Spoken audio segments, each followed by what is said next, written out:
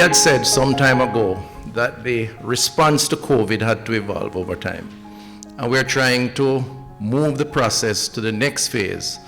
And today, I think, is a good occasion because we now are in a position to add outlets to the vaccination opportunities that are available. So we have gone through a process of advertising a request for proposal, or RFQ. We have received a number of proposals. Those proposals had to conform to requirements that were established. They basically, those who are here and others, have said this is what we can do, this is how we will do it, and this is what it will cost to get it done. And having reviewed that, the first group of individuals or entities, numbering 11, have been selected for this private-public partnership for vaccination. We're very proud of the team that is here, the persons, the entities that have been selected. We believe that they are very qualified, technically and otherwise, to be a part of this process, and we are happy to partner with them in a way that allows the public health infrastructure, the public health technocrats to provide some oversight to ensure standards are maintained, but nevertheless giving these entities the autonomy sufficient to inoculate. It's a simple process. We provide the vaccines free. We will help them to promote themselves, their locations. People go there or make appointments and they get their vaccination.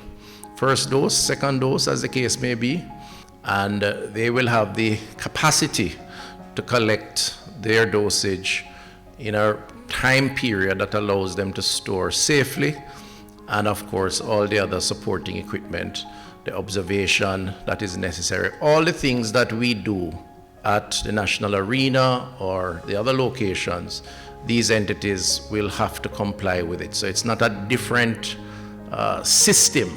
It's the same system, same standard, but additional outlets. And these entities would have met those requirements. When the public access these vaccines, the government has a contract with these entities to allow them to recoup their administrative cost. The vaccines are free.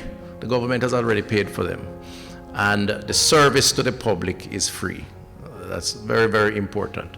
So Jamaicans now have more outlets. Let me just go through quickly what the requirements are of the entities. They are to counsel vaccine clients about the COVID-19 vaccine before vaccination. They are to do observation post-administration of the vaccines. They are to have systems and protocols in place to handle possible urgent adverse events following vaccination, and to secure sufficient quantities of vaccine associated with supplies such as personal protective equipment and specialized storage equipment, and to maintain a steady supply stream for the delivery of the services. All that we would require of the public health infrastructure would be required. In addition, they are to maintain vaccine records and documentation, as well as to provide a completed Ministry of Health and Wellness COVID-19 vaccine card to every vaccine recipient, and to dispose of waste associated with the service. This is an innovative and bold step that is being taken to get as much of our population vaccinated in the shortest possible time. On behalf of Bay West Wellness Hospital and Clinics and the partners present here today, I am excited at this opportunity that has been provided to us to participate in private provider vaccination program. Minister Tufton, you can rest assured that we continue to stand beside you in the fight to rid our shores of this scourge. Today for us marks an important development in our efforts to vaccinate at least, hopefully more, but at least 65% of our population, hopefully before, but at latest by March 2022.